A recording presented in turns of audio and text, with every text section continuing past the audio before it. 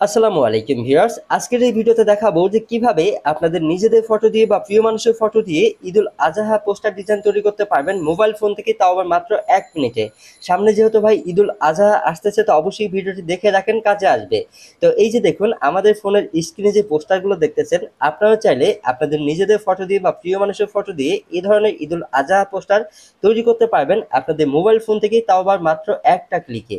তো চলুন এ ধরনের পোস্টার ডিজাইন কিভাবে করবেন আপনাদের মোবাইল ফোন থেকে, সেটা আমি আপনাদেরকে দেখিয়ে দিতেছি। তো এই কাজটি করার জন্য প্রথমে চলে যাবেন আপনাদের ফোনের প্লে স্টোরে, যার পর সার্চ বারে লিখবেন ঈদ মোবারক পোস্টার। লিখে সার্চ দিলে প্রথম যে অ্যাপ্লিকেশনটি আসবে, এই অ্যাপ্লিকেশন লোগো থেকে এই অ্যাপ্লিকেশনটি আপনাদের ফোনে আপনারা ইনস্টল করে নেবেন।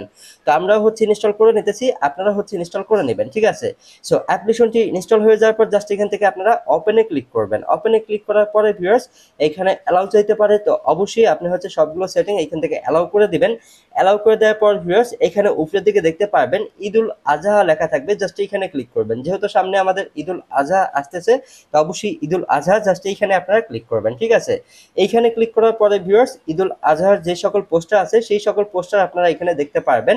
এইখান থেকে যেই পোস্টারটা আপনার কাছে ভালো লাগে, অর্থাৎ যেই পোস্টার দিয়ে আপনারা ফটো এডিটিং করতে চান, সেই পোস্টারটাই ক্লিক করবেন।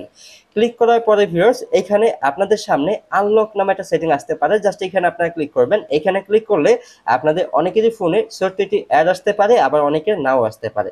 তারপর জাস্ট আপনাদের সামনে এ ধরনের সেটিং আসবে, ওপেন নাও, জাস্ট এই ওপেন নাও লেখাটাই ক্লিক করবেন, ঠিক আছে। এইখানে ক্লিক করলে আপনাদের পোস্টারটা ওপেন হয়ে যাবে, এবং কি নিচের দিকে দুইটা লেখা আসবে, ক্যামেরা এবং কি গ্যালারি। তো আপনারা জাস্ট এখান থেকে গ্যালারি সেটিংটাই ক্লিক করবেন। তাহলে দেখবেন যে আপনাদের ফোনে গ্যালারিতে নিয়ে চলে যাবে, এবং কি গ্যালারি থেকে যেই ফটোটা আপনারা এডিট করতে চান বা যেই ফটোটা আপনারা পোস্টার মধ্যে বসাতে চান, সেই ফটোটা জাস্ট এখান থেকে সিলেক্ট করবেন। ফটোটা সিলেক্ট করার পরে ভিউয়ার্স, এখানে দেখতে পারবেন দুইটা সেটিং, ডোন্ট ক্রপ বা শুধু ক্রপ। ওকে, তো আপনারা যেটা করবেন, ডোন্ট ক্রপ, জাস্ট এখানে ক্লিক করবেন। এখানে ক্লিক করলে সেই ফটোটা আপনাদের এই পোস্টারে এখানে অ্যাড হয়ে যাবে। তারপর ফটোটা একটু হাত দিয়ে ধরে আপনাদের মন মতো এখানে আপনারা সাজিয়ে নেবেন, ঠিক আছে। ঠিক যেভাবে সাজালে আপনাদের কাছে ভালো লাগে, সেইভাবে এই ফটোটা এখানে সাজিয়ে নেবেন। নেওয়ার পর ভিউয়ার্স, নিচের দিকে আপনি চাইলে আপনার নাম বা আপনাদের পদবি লিখতে পারেন বা ঠিকানা লিখতে পারেন। তো আমি চাইলে নামের জায়গায় আমাদের নামটা লিখলাম, এবং কি নিচের দিকে দেখুন এখানে আপনার পদবি বা ঠিকানা লিখুন। এখানে চাইলে আপনার ঠিকানা বা পদবি লিখতে পারেন। তো আমি আপাতত এখানে বাংলাদেশ ক্রিয়েটর দিয়ে দিতেছি। আপনারা চাইলে আপনাদের মন মতো আপনাদের ঠিকানাও লিখতে পারেন। ওকে, লেখার পর এখন আসি যে এই ফটোটা কিভাবে আপনাদের ফোনের গ্যালারিতে সেভ করবেন। সেভ করার জন্য উপরের দিকে দেখুন সেভ বাটন আছে বা সেভ সেটিং আছে, জাস্ট এইখানে ক্লিক করলেই ফটোটা আপনাদের ফোনের গ্যালারিতে সেভ হয়ে যাবে। তো আশা করি ভিউয়ার্স বুঝতে পারছেন যে কিভাবে আপনাদের নিজেদের ফটো দিয়ে বা প্রিয় মানুষের ফটো দিয়ে আপনারা ঈদুল আজহা পোস্টার ডিজাইন করতে পারবেন মাত্র একটা ক্লিকেই, তাও আবার মোবাইল ফোন থেকে। তো এই ছিল ভিডিও, সবাই ভালো থাকবেন, নিজে খেয়াল রাখবেন, ধন্যবাদ।